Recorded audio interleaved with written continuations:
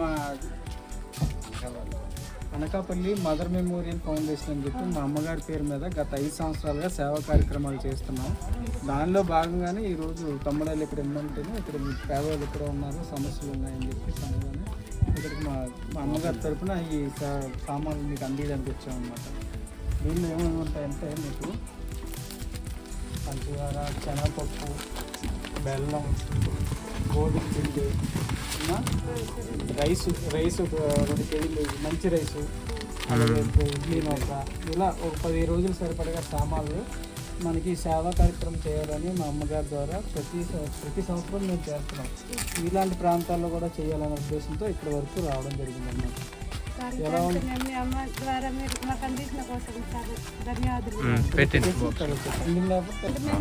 మా కూలి వచ్చినప్పుడు వెళ్తాము, లేనప్పుడు ఇలాగ ఇబ్బందిలో మళ్ళీ డిపోలో ఎప్పుడు రైస్ ఇస్తారో ఏటో అప్పుడు దాకా ఎదురు చూడడము, లేకపోతే ఎక్కడైనా వ్యవసాయం దొరికినప్పుడు వెళ్ళాలి, లేకపోతే కాదు ఇంట్లోనే ఉండడం.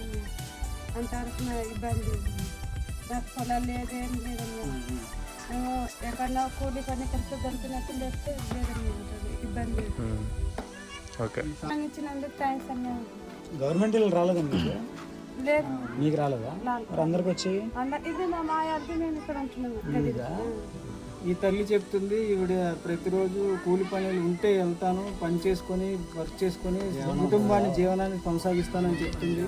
కానీ ప్రస్తుతం ఉన్న సినారియోలో ఈ రోజుల్లో వర్షాల కారణంగా పనులు దొరక్క ఇంటి దగ్గరే ఉండి అటు కోటా ఇస్తే తీసుకొని కోటా ఇవ్వలేకపోతే తన పరిస్థితి ఏంటి, ఏం చేయాలి, బిడ్డలకి ఏం పెట్టాలి అనే ఆలోచనలో ఈవిడ సతమతం అవుతున్న సమయంలో తమ్ముడాలు చెప్పారు, ఈ విషయాన్ని మన దాకా తీసుకొచ్చారు. ఈ తల్లి చాలా ఇబ్బంది పడుతుంది. వర్షాకాలంలో ఈ కూలి పనులు లేక పిల్లలకి తిండి పెట్టడానికి ఇబ్బంది పడుతూ మన వరకు వచ్చింది. నేను మన మదర్ మెమోరియల్ ఫౌండేషన్ తరఫున ఈవిడికి ఈరోజు ఈ చిన్న సహాయం చేయగలడానికి వచ్చాను. ధన్యవాదాలు. ఓకే.